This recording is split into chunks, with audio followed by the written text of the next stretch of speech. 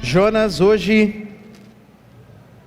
nós meditaremos novamente no capítulo 4.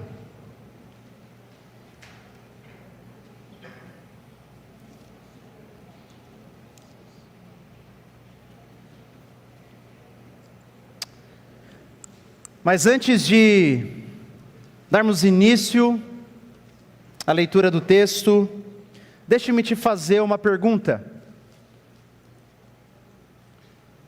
Qual é o limite do amor de um pai e de uma mãe por seus filhos? Deixa eu fazer uma pergunta para você que é pai, para você que é mãe.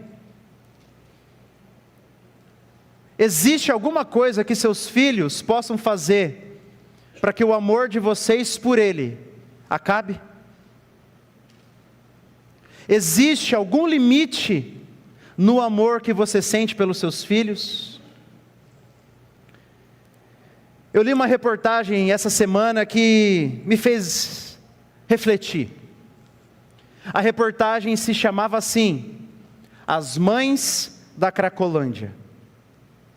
Os irmãos conhecem a Cracolândia, aquele lugar no centro da cidade de São Paulo, onde milhares de dependentes químicos e traficantes vivem as suas vidas, naquele lugar degradante e sujo. Mas o que a mídia não mostra é que todos os dias mães vão lá procurarem os seus filhos, abraçarem os seus filhos, levar água para os seus filhos e convidarem os seus filhos a saírem daquele lugar. A maioria não quer, mas todo dia, ou sempre que elas podem, aquelas mães vão para a Cracolândia em busca do seu filho perdido. Não importa o quão sujo eles estejam, não importa o quantas coisas ruins eles fizeram, a esperança daquelas mães é que aquele abraço, aquele carinho, aquele eu te amo que elas falam para eles, possa fazê-los despertar e quererem sair daquela vida. E esse texto e essa reportagem me fez perguntar a mim mesmo: e se fosse comigo? E se fossem os meus filhos naquela situação? Será que eu os abandonaria? Será que eu deixaria com que eles seguissem a sua vida e negaria o meu amor e a minha responsabilidade por eles? Eu espero que não, sabe por quê? Eu espero que eu seja como aquelas mães que vão atrás dos seus filhos e que fazem tudo o que estiver ao alcance delas, ainda que seja apenas orar,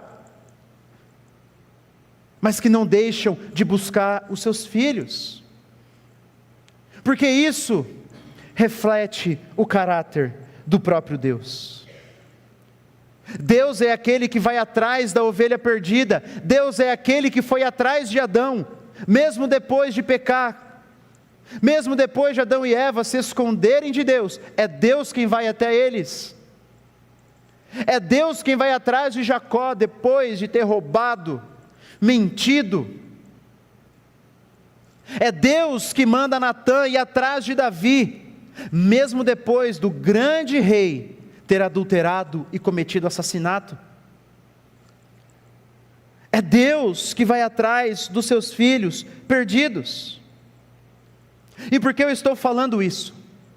Porque no texto da semana passada, no capítulo 4, nós vimos Jonas de novo afundando no pecado. Nós vimos Jonas de novo tomando o caminho da ruína. Nós vimos o coração de Jonas cheio de idolatria. Os seus sentimentos, a sua visão da realidade distorcida. E o ídolo exercendo centralidade no seu coração. Se você não ouviu a mensagem, está lá no nosso YouTube.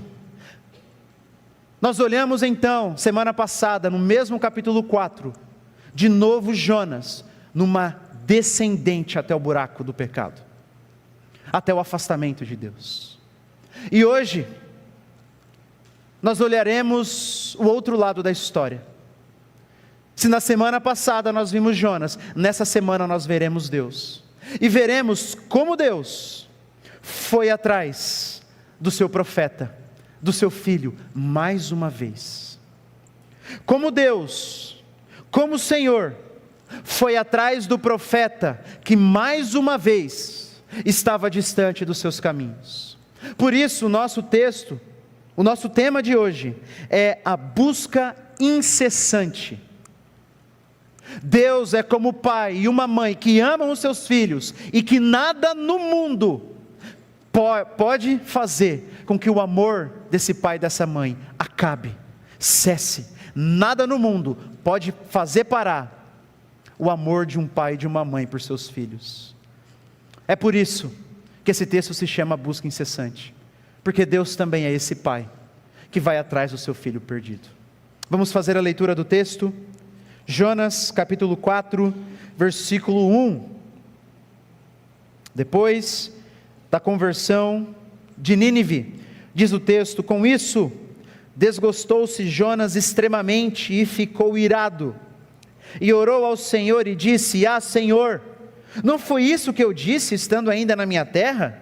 Por isso eu já me adiantei, fugindo para Tarsis, pois eu sabia que és Deus clemente e misericordioso, e tardio em irar-se, e grande em benignidade, e que te arrependes do mal. Peço-te, pois, ó Senhor, tira minha vida, porque melhor me é morrer do que viver. E disse o Senhor: é razoável essa tua ira, Jonas? Então Jonas saiu da cidade, e assentou-se ao oriente, a leste da mesma, e ali fez um abrigo, e repousou debaixo dele, à sombra, até ver o que aconteceria à cidade.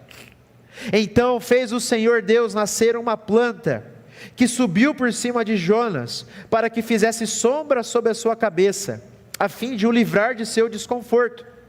Jonas, pois, se alegrou em extremo por causa da planta. Mas Deus, no dia seguinte, ao subir da alva, enviou um verme, o qual feriu a planta, e esta se secou. E em nascendo o sol, Deus mandou o vento calmoso e oriental. O sol bateu na cabeça de Jonas, de maneira que desfalecia, pelo que pediu para si a morte, dizendo: melhor me é morrer do que viver. Então perguntou Deus a Jonas: é razoável essa tua ira por causa da planta? E Jonas respondeu: é razoável a minha ira até a morte. Tornou o Senhor: tens compaixão da planta, que não te custou trabalho, a qual não fizeste crescer, que numa noite nasceu e numa noite pereceu. E não hei eu, Jonas, de ter compaixão da grande cidade de Nínive, em que há mais de 120.000 pessoas, que não sabem discernir entre a mão direita e a mão esquerda, e também muitos animais? Até aqui. Como eu falei, Jonas está perdido de novo. E nós veremos como Deus está numa busca incessante pelo seu profeta, pelo seu filho. E veremos que Deus usou 3 meios para buscar Jonas, para trazer Jonas de volta. Primeiro, Deus ouviu a sua oração com graça. Depois, Deus respondeu às suas indagações com paciência. E por último, Deus revelou o seu pecado com compaixão. Nós veremos essas 3 maneiras que Deus usou. Depois, como esse texto pode ser aplicado em nossas vidas. E por fim, uma aplicação final. Primeira parte então, Deus buscou Jonas. Deus tentou trazer Jonas de volta, ouvindo a sua oração com graça. O texto já diz que Jonas desgostou-se extremamente e ficou irado, versículo 1. Jonas ficou bravinho que Deus perdoou os pecados dos ninivitas. E então, diz o texto, início do versículo 2, e orou ao Senhor. É interessante isso. Jonas agora, ele ora pelo menos. Jonas agora, ele se dirige ao Senhor. E aqui eu já gostaria de parar. Porque Jonas ora e nós sabemos que Deus responde Jonas. Deus escuta a oração de Jonas porque Deus responde ele. Mas vamos fazer uma recapitulação aqui. Jonas é chamado por Deus para pregar para a cidade de Nínive. E Jonas não apenas desobedece, mas Jonas foge. Jonas não quer mais saber de Deus. Jonas vai para longe de Deus. Não é como se Jonas falasse: Jonas, vai lá pregar em Nínive. Não, Senhor, eu vou ficar aqui. Não, Jonas não queria mais saber de Deus. Por isso que ele foi para os confins do mundo conhecido da época. Então Deus vai atrás de Jonas. Envia uma tempestade. Envia os marinheiros. Jonas ainda endurecido. É jogado no mar, vem o peixe. Jonas ora em arrependimento. E aí nós entramos no capítulo 3. Quando Jonas vai pregar, e ao que parece, Jonas prega com um coração totalmente contrariado. Ele não queria que os ninivitas se convertessem ainda. E então Jonas agora está com o coração tomado de ira contra Deus. Tomado de raiva contra Deus. Não apenas contra os ninivitas agora, mas contra Deus. E poderíamos colocar mais pecados ainda na conta de Jonas. O pecado do racismo, porque ele desprezava aquela nação, achava que a nação dele era mais superior e mais merecedora da graça de Deus.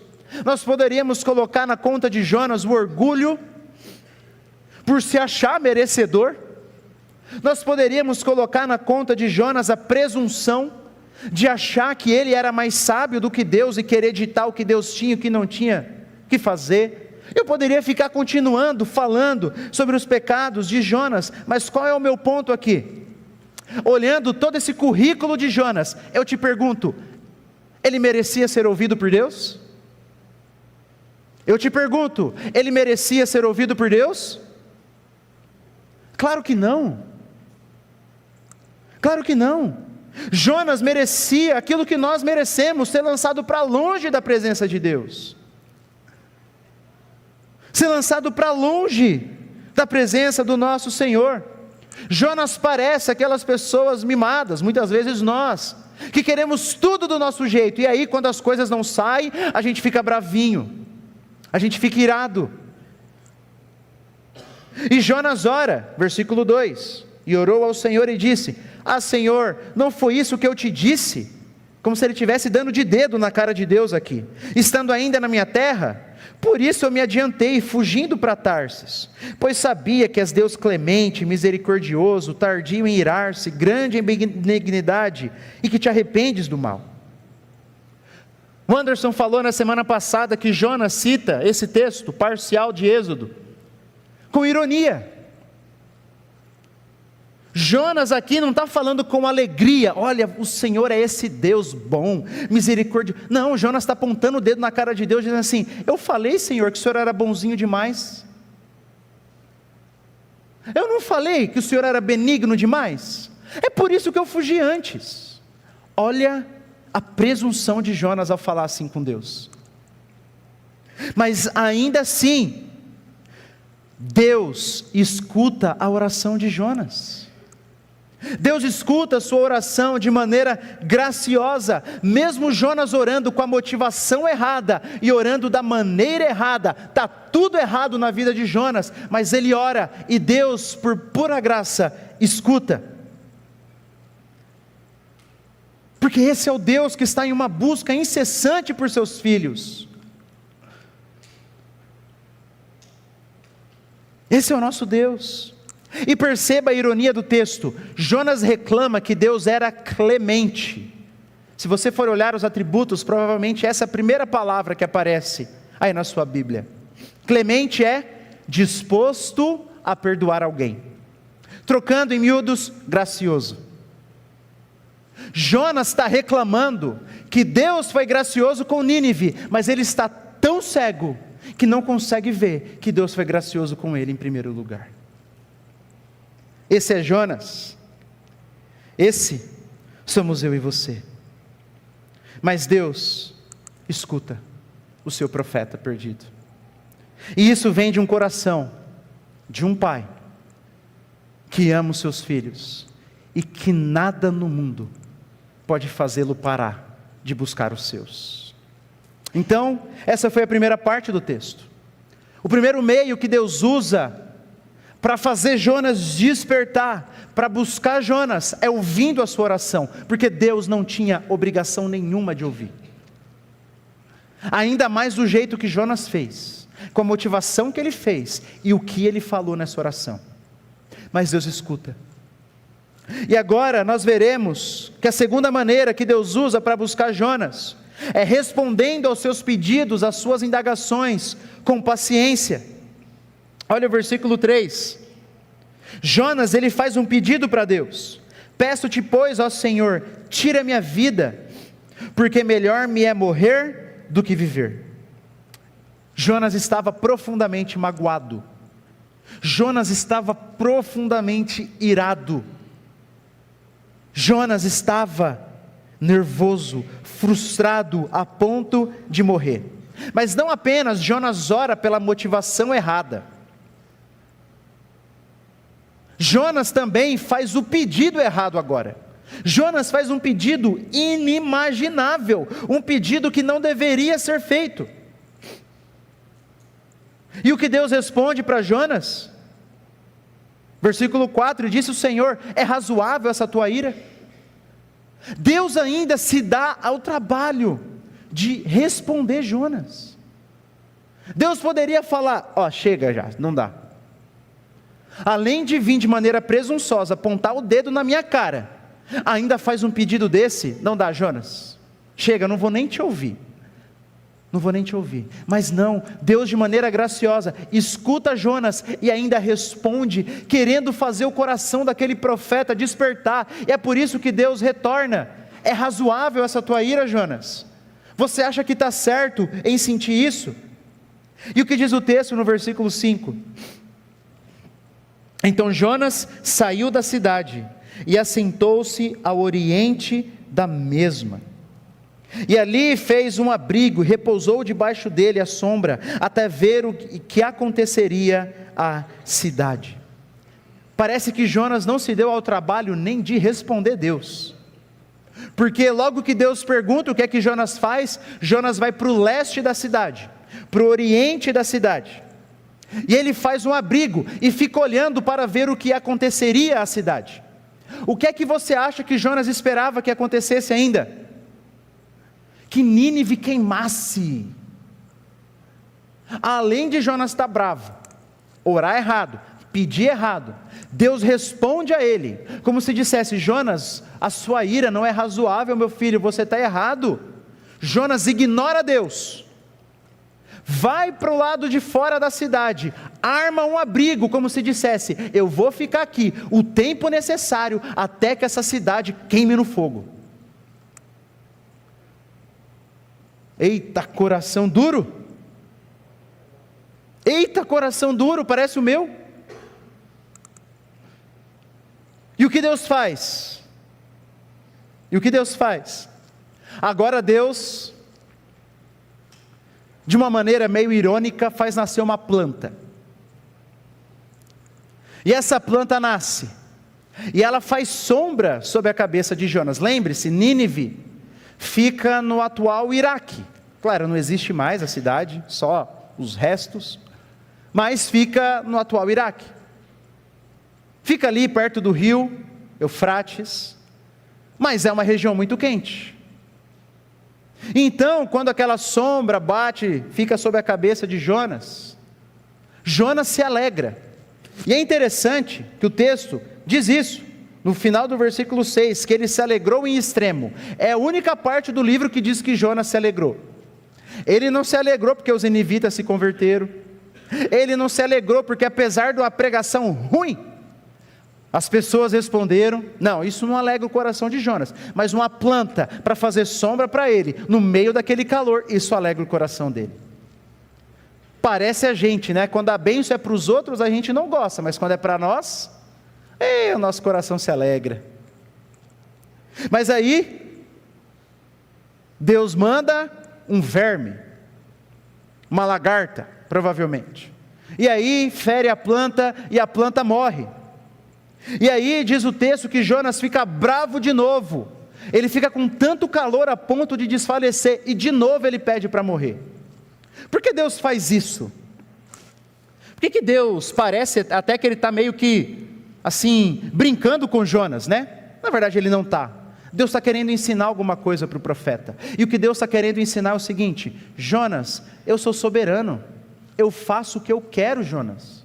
Eu faço uma planta nascer num dia e morrer no outro. Eu faço os ninivitas se converterem. Eu aqui decido, não é você, não está no seu controle, Jonas. Nem mesmo a sombra sobre a tua cabeça está sob o seu controle. Na verdade está no meu controle.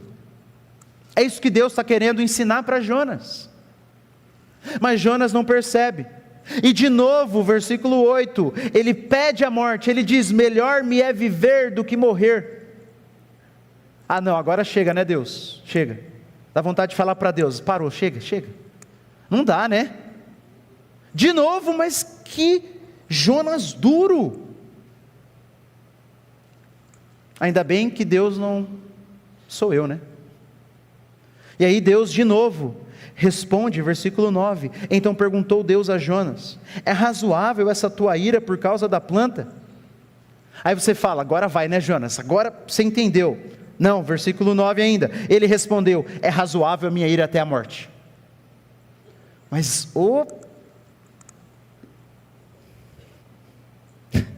Deus mais uma vez conversa com Jonas. Jonas de novo faz um pedido terrível, e Deus de novo trata Jonas com paciência. Por isso que eu disse, Deus responde aos pedidos de Jonas, Ele responde a conversas, indagações de Jonas de maneira paciente. Qual é a ironia do texto? Versículo 2, lembra? Jonas apontou o dedo na cara de Deus e reclamou que Deus tinha sido paciente com os ninivitas. Tardio em irar-se, provavelmente está na sua tradução aí. Tardio em irar-se, alguém paciente. Jonas falou, reclamou com Deus: o Senhor é muito paciente, o Senhor foi paciente com os ninivitas. Mal sabia ele que Deus estava sendo paciente com ele em primeiro lugar. Essa é a ironia do texto. Jonas acusa Deus de fazer com os ninivitas aquilo que fez com ele em primeiro lugar. Graças a Deus pela paciência dele, né? Eu fiz a brincadeira aqui com Jonas, mas na verdade, quando olhamos no espelho, nós vemos o quanto o Senhor é paciente conosco. Quantos pecados, meu irmão, nós levamos muito tempo para vencer, e Deus pacientemente está lá nos ajudando, nos auxiliando, nos perdoando, nos disciplinando. Quantos hábitos, quantos erros, quantos pensamentos errados sobre Deus, quanta teologia errada, mas Deus pacientemente trabalha em nossas vidas dia após dia, mês após mês, ano após ano, porque o Deus de Jonas é o nosso Deus. Graças a Deus. Vimos então as duas primeiras maneiras que Deus usa para buscar Jonas.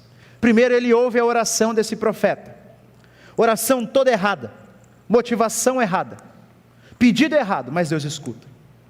Mas não apenas escuta, Deus responde ao profeta, conversa com ele, de maneira muito paciente. E agora, a terceira maneira que Deus usa para intervir na vida de Jonas, é revelando o seu pecado com compaixão. Versículo 10, Deus vai conversar com Jonas, e por meio de uma pergunta, de uma conversa, de uma indagação, ele está mostrando para o profeta, revelando para o profeta o seu pecado. Como um pai que amorosamente chama o seu filho e tenta mostrar para ele o seu erro. Diz o versículo 10, tornou o Senhor: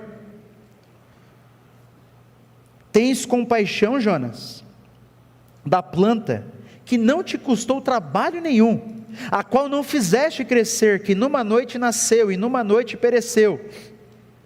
E não hei eu de ter compaixão da grande cidade de Nínive, em que há mais de 120 mil pessoas que não sabem discernir entre a mão direita e a mão esquerda, e também muitos animais? Jonas ficou bravinho que a planta morreu. Jonas ficou irado que não aconteceu aquilo que ele queria. E como nós vimos na semana passada, Jonas ele tem mais pena da planta do que do povo de Nínive, porque o coração dele estava tomado de idolatria. Jonas se achava mais sábio do que Deus, se achava no direito de dizer a Deus o que é que Deus tem que fazer, ou o que é que não tem que fazer. E Deus então conversa com Jonas para tentar mostrar o erro dele. Jonas, você acha razoável você ter compaixão de uma planta e não ter compaixão de pessoas? Você acha razoável isso, Jonas? Era para Jonas cair em si e falar: olha Deus, eu percebi o meu erro. Compaixão aqui, essa palavra significa lamentar, ter o coração partido, prantear, ter pena. É isso que Deus sente a respeito dos ninivitas, daquele povo pecador, daquele povo que estava longe dele, daquele povo que caminhava e praticava o mal. Mas Jonas, ele não tem isso pelo povo, ele tem isso por uma planta.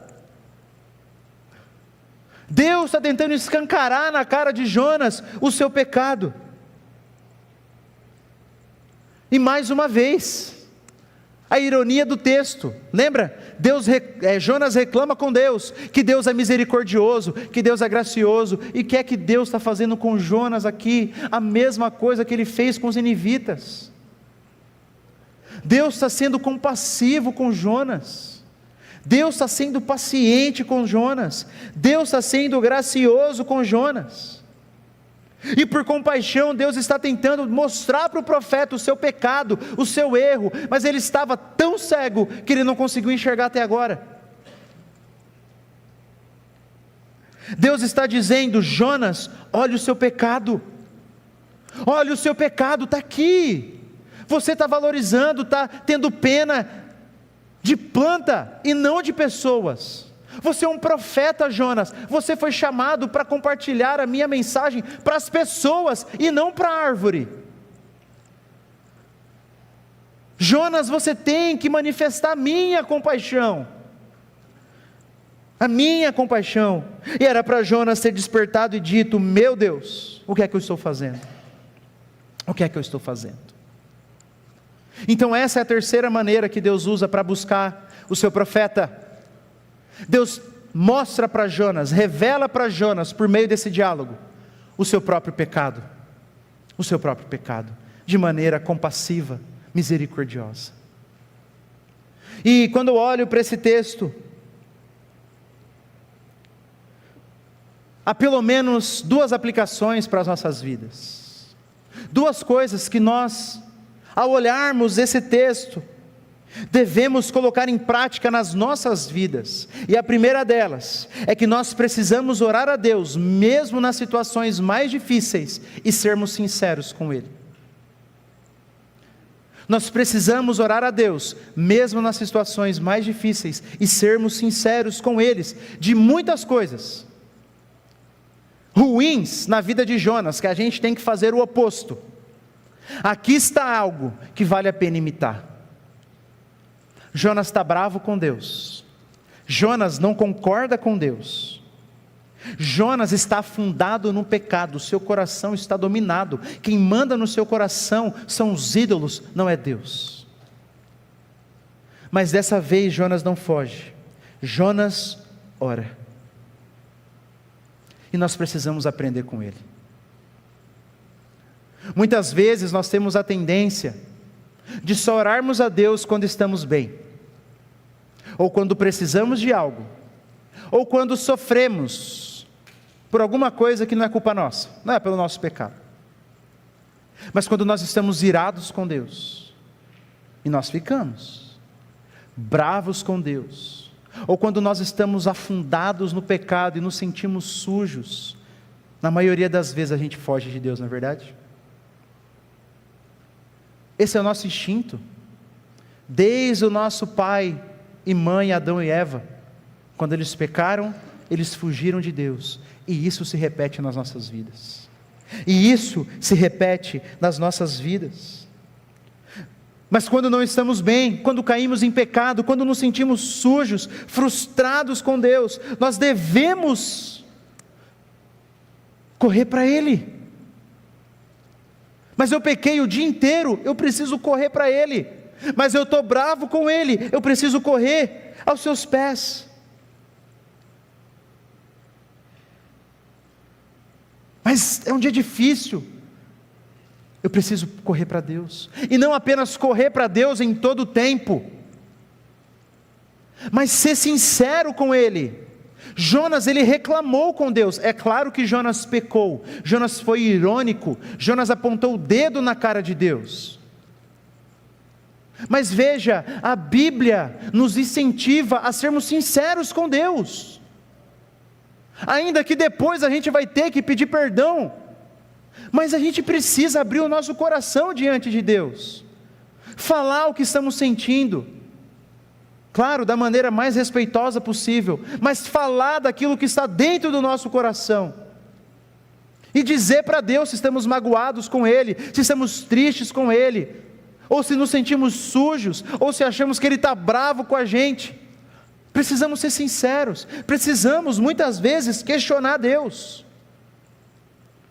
Os salmos estão cheios de exemplos disso, de orações que muitas vezes a gente parece que não faria.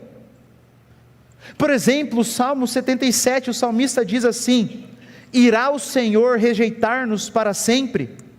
Jamais tornará a mostrar-nos o seu favor?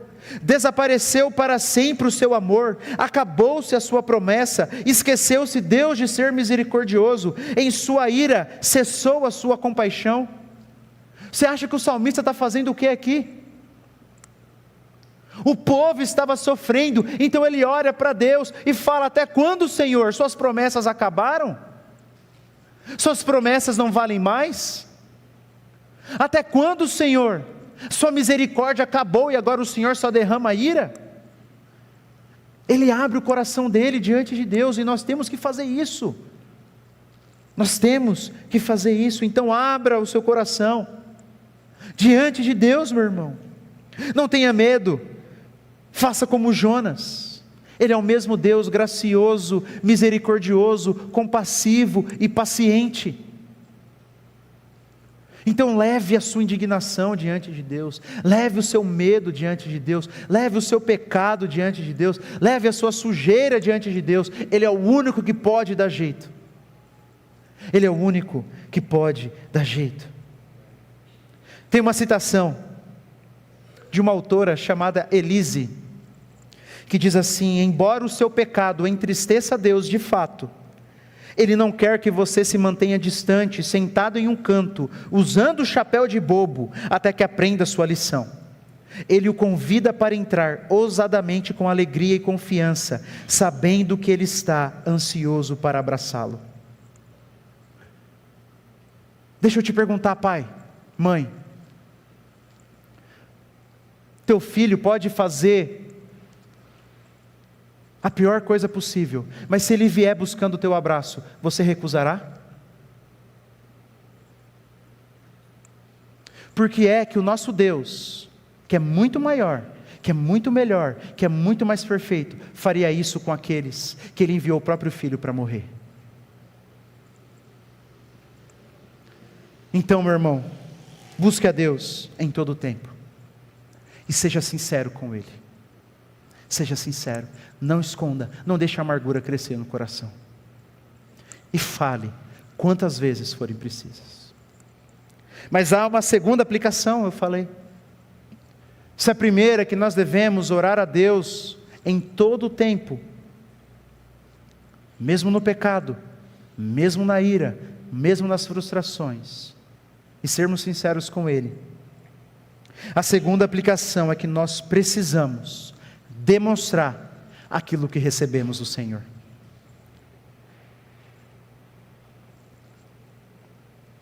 Nós vimos a ironia do texto, não é? Jonas reclama que Deus é misericordioso, compassivo e gracioso, e paciente com Nínive, mas ele se esquece de que Deus estava sendo misericordioso, compassivo e paciente com ele, e por não se ver como um pecador que estava recebendo isso de Deus, ele não conseguia demonstrar para as outras pessoas. Há um padrão bíblico que muitas vezes nos esquecemos. Deus nos abençoa, não para que a gente retenha essa bênção, mas para que a gente derrame na vida de outros. É um padrão bíblico. Tudo que Deus me dá, Deus não dá apenas para mim, mas me dá para que eu possa compartilhar. Veja, desde Abraão, Deus chama Abraão e diz assim: eu te abençoarei, não é? E o que é que Deus diz logo depois? Sê tu uma bênção. Sabe o que Deus está falando? Abraão, pega tudo que eu vou te dar e derrama na vida das outras pessoas. Pega tudo que eu estou te dando e seja uma bênção para o teu próximo, seja uma bênção para as outras pessoas. Um exemplo do Antigo Testamento, um exemplo do Novo agora, em Colossenses capítulo 3, Paulo diz assim: suportem-se uns aos outros e perdoem as queixas que tiverem uns contra os outros, perdoem como o Senhor lhes perdoou. Sabe o que Paulo está falando? Vocês não receberam o perdão de Deus? Vocês não receberam? Recebi, então vocês têm que dar para as outras pessoas também. Vocês não receberam? Nós cantamos isso. No perdão que tenho em ti, aprendo a perdoar. Eu recebi a bênção do perdão, mas não é apenas para mim a bênção do perdão. Ah, sim, ela perdoou o meu pecado, mas Deus agora quer que eu perdoe o pecado do outro. Ele quer que eu derrame na vida das outras pessoas. É um padrão bíblico. O que eu recebo de Deus não é para eu pegar só para mim, mas é para compartilhar com as outras pessoas. Jonas deveria ter feito isso, ter compartilhado da misericórdia, da graça, da bondade de Deus, mas ele não faz. Por isso que o que vimos nas duas últimas eleições foi tão triste. Cristãos que deveriam ser marcados pelo amor, mas estavam derramando ódio. Que deviam ser marcados por uma confiança na soberania de Deus, mas estavam sendo marcados pelo medo, pelo desespero. Que deveriam amar o próximo como a si mesmo, mas não, só amavam aqueles que pensavam igual, e derramavam ódio nos que pensavam diferente. Estavam sendo como Jonas. Por isso, alguém que se diz cristão, mas não perdoa, não é misericordioso, não é gracioso, não consegue demonstrar amor, não apenas pelo seu irmão é a medida mais alta, mas também pelo próximo, pelas outras pessoas, por quem pensa diferente, porque tem uma ideologia diferente, precisa colocar um grande ponto de interrogação na sua vida cristã. Deus nos perdoou, nós devemos perdoar. Deus nos amou, devemos amar. Deus foi generoso para conosco, devemos ser generosos. Há uma música, eu ia colocar tudo aqui na tela para ficar mais fácil, mas não tem. Mas preste atenção, uma música que ilustra esse ponto. Ela diz assim: eu recebo as tuas bênçãos para compartilhar, tudo que eu tenho é feito para provar que Deus é dono de tudo o que há. Eu recebo as tuas bênçãos para compartilhar, sejam bênçãos espirituais, perdão, amor, misericórdia, sejam bênçãos materiais. Deus me dá para que eu compartilhe, que meu carro seja usado, que minha casa viva cheia, que minha xícara viva quebrada, que meu dinheiro seja mais curto no final, mas que seja derramado sobre a vida do meu próximo. Que eu perdoe de graça, que eu ame sem limites, porque é isso que Deus tem feito comigo. O que Deus me dá é para ser derramado na vida dos outros. Não sejamos como Jonas, pelo contrário, precisamos nos enxergar como pecadores terríveis, mas que foram tão amados por Deus, tão alvos da misericórdia, da graça, da bondade, da justiça de um Deus, e esse Deus é tão bom, é tão gracioso, que eu quero que as outras pessoas conheçam isso. Eu quero. Então, esses são os dois grandes ensinamentos do texto para nós hoje. Primeiro, meu irmão, ore em todo o tempo, mesmo nos momentos difíceis, e seja sincero com Deus. Segundo, compartilhe aquilo que você tem recebido do Senhor. Derrame na vida dos outros o que o Senhor tem te dado. Mas se eu só focasse naquilo que nós temos que fazer, eu estaria sendo infiel a esse texto. Porque esse texto, o foco dele, não é mostrar o que eu e você temos que fazer. Mas o foco dele é mostrar o Deus que está em uma busca incessante pelo seu profeta, pelo seu filho. Perceba no versículo 11 que o livro termina com uma pergunta.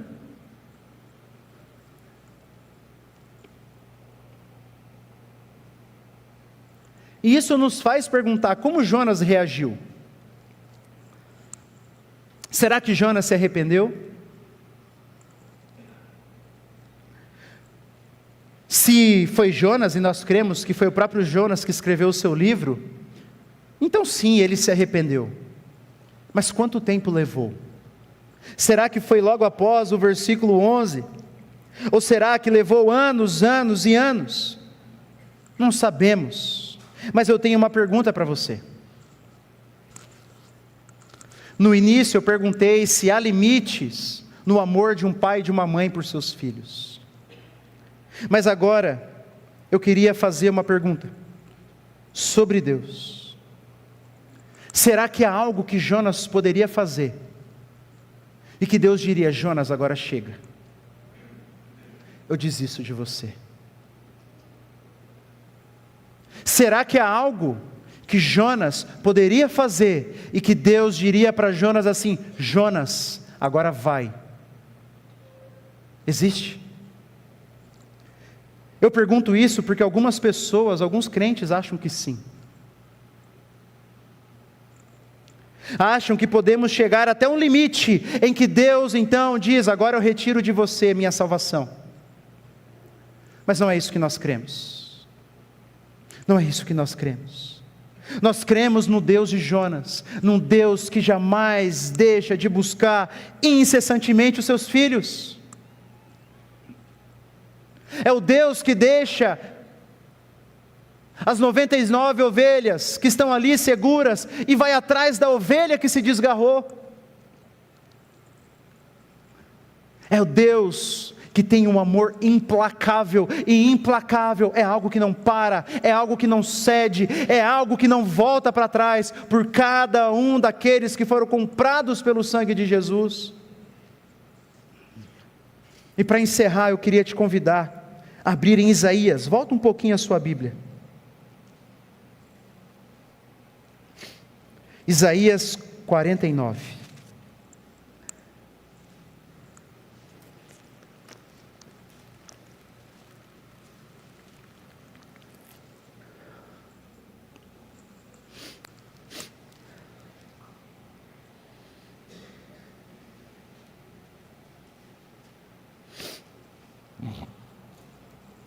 Isaías 49. Só voltar um pouquinho aí antes de Jonas. Ele diz assim, 49 verso 13. Cantai, ó céus, alegra-te, ó terra, e vós, montes, rompei em cânticos, porque o Senhor consolou o seu povo, e dos seus aflitos o Senhor se compadece. Mas Sião, Israel diz: o Senhor me desamparou, o Senhor se esqueceu de mim. Olha para mim. Essa parte do livro de Isaías era para ser lida pelos exilados lá na Babilônia. E então eles chegariam nessa parte e ouviriam assim: olha, o Senhor está se compadecendo de nós, o Senhor se lembrou de nós, o Senhor nos consolou. Mas diz o verso 14 que o povo de Israel reclamou: O povo de Israel contra-argumentou a Deus e disse assim: o Senhor nos desamparou, o Senhor se esqueceu de nós, o Senhor deixou de nos buscar, o implacável amor de Deus parou. É isso que Israel está dizendo, e é isso que muitas vezes nós dizemos ao Senhor. Mas agora vai o versículo 15, é um dos versículos mais lindos de toda a Escritura, em que Deus responde para Israel: acaso pode uma mulher esquecer-se do filho que ainda mama, de sorte que não se compadeça do filho do seu ventre? Mas ainda que esta mamãe viesse a se esquecer de seu filho, eu todavia não me esquecerei de ti. Eis que nas palmas das minhas mãos eu te gravei. Mamãe, você que tem filho pequeno, ou você que já teve um filho pequeno em seus braços, deixa eu te perguntar, tem como você esquecer do seu filho? Tem como? Deus está dizendo assim: ainda que essa mãe se esqueça do seu pequeno filho, eu todavia não me esquecerei de ti, Israel. Eu todavia não me esquecerei de ti, meu filho. Eu todavia não me esquecerei de ti, Jonas. Por quê? Porque eu te tenho gravado nas palmas das minhas mãos. Eu te tenho gravado, o seu nome está aqui, Jonas. O seu nome está aqui, João. O seu nome está aqui, Maria. O seu nome está aqui, José. O seu nome está aqui. E esse nome não foi gravado com caneta, não foi gravado com bisturi, foi gravado com cravos, foi gravado com o sangue de seu filho. É por isso que Davi no Salmo 23 encerrou dizendo: bondade e misericórdia certamente me seguirão por todos os dias da minha vida. Certamente, não tem uma condição aqui, se eu continuar, não tem. Se eu sou uma ovelha desse pastor, a bondade e a misericórdia dele certamente me seguirão. Se eu quiser fugir, ele vai atrás. Se eu for lá no profundo do abismo, ele vai atrás. Se eu for lá nas asas da alvorada, ele vai atrás. Se eu for para o lugar mais escuro da terra, ele vai atrás. Então Davi, olhando para isso, ele diz: para onde eu fugirei da tua presença? Não tem lugar da onde uma ovelha possa fugir do bom pastor. Não tem. Deus está numa busca incessante por seus filhos. Será que Deus está numa busca incessante por você, que ainda não é filho dele? Porque esse amor, essa graça, essa paciência, elas são prometidas eternamente para os que pertencem a Ele. Mas se você ainda não tomou uma decisão por Jesus, essa promessa tem data de validade para você. Então não se demore. Venha desfrutar desse amor, dessa graça, por toda a eternidade. E para você, meu irmão, que vive a sua vida, que tem altos e baixos, que peca, que está vivendo dor, sofrimento, luto, doença, câncer, experimenta lembrar disso amanhã, ao se olhar no espelho. Deus está em uma busca incessante por mim, Deus não vai me abandonar. Quando as contas no final do mês não fechar, lembre-se, Deus não vai me abandonar. Quando o diagnóstico vier, lembre-se, Deus não vai me abandonar. Deus não vai me abandonar. Essa é a nossa única esperança. Quando eu olho para o meu coração e eu vejo o tanto de pecado, eu falo: meu Deus, como que eu vou conseguir ser um bom pai? Como que eu vou conseguir ser um bom marido? Como que eu vou conseguir ser um bom filho, ser um bom irmão? Não dá, eu vou me desviar. Mas aí eu lembro do Deus que está em uma busca incessante por mim, e deposito toda a minha esperança nele. Toda a minha esperança nele. E esse Deus que perseguiu Jonas fugiu, Deus envia a tempestade, Deus envia os marinheiros, Deus controla os dados, Deus envia o peixe. Deus envia a planta, Deus envia a lagarta, Deus envia o sol, Deus envia o vento, Deus conversa com ele. É incessante, é implacável. Deus está e sempre esteve em uma busca tão incessante pelo seu povo, que um dia Ele enviou aquilo que lhe era mais precioso, o seu próprio Filho.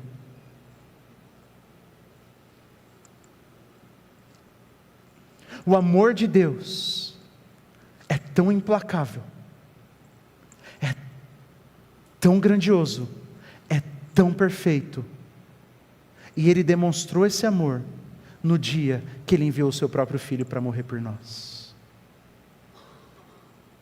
Se há algo que demonstra que Deus está em uma busca incessante e tem um amor implacável por todos aqueles que lhe pertencem, é a cruz de Jesus. E é por isso que nós vamos participar da ceia agora. É por isso que nós vamos participar da ceia agora. Porque eu quero que você, quando estiver vendo o pão e o cálice, você possa lembrar de Jesus, como se Jesus estivesse mostrando os cravos em suas mãos, e dizendo assim: eis que te tenho gravado nas palmas das minhas mãos.